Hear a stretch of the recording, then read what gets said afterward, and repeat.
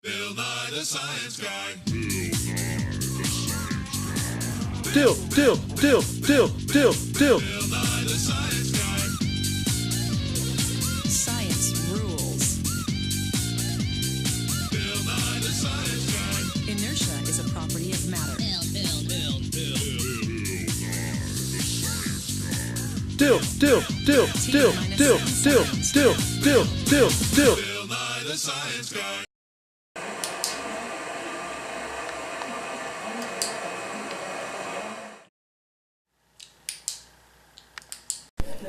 Dill Nye the Science Guy is brought to you by flashlights. They emit photons. Hi, I'm Dill Nye, and today we're going to be talking about the photoelectric effect, which is defined as the ejection of electrons from the surface of a metal.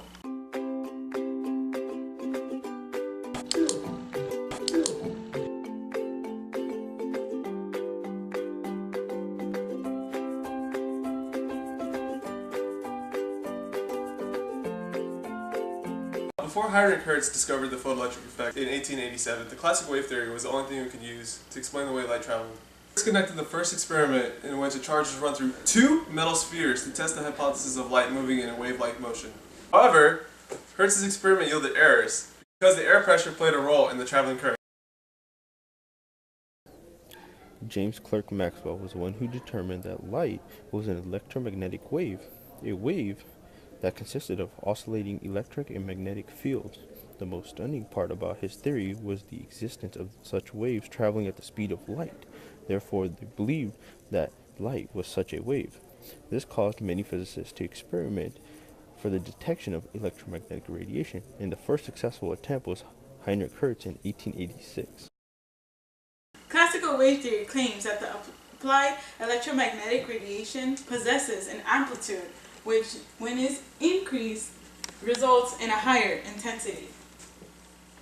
This would result of the release of an electron from the surface of a metal with a higher kinetic energy, which would relate the kinetic energy to the intensity of the emitted electron. No! In contrast to this idea, the photoelectric effect experimentally shows that the electrons which are released are in fact not reliant on the intensity of the applied radiation. Hertz's assistant, Philip Leonard, ran an experiment in a vacuum to eliminate the interference caused by the air. Leonard concluded that the kinetic energy of the ejected electrons was independent of the intensity of light. So keyword, independent. But the classical model claims that the electron should be ejected from the surface of a metal for light with any frequency. Taking this into consideration, the intensity of the light is quite large. Actually, Evelyn, it was Robert Milken that first discovered the metal surface has a threshold frequency, which means no electrons will be emitted from the surface if the frequency is below the threshold. Also, the threshold frequency is not concerned with the intensity of the applied radiation. I'm always wrong. 2 hours later. Dill, I did some research and found that light consists of small packets of energy called photons. Well, Evelyn, since you did some research, can you tell me if photons behave as particles or waves?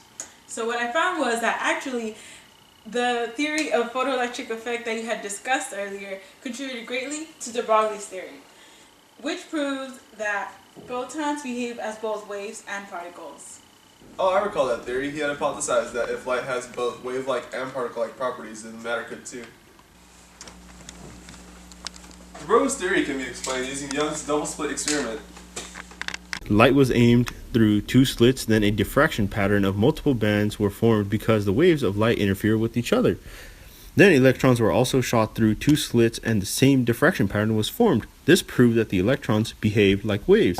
Ultimately, this double-slit experiment proved that electrons do in fact contain wave-particle duality.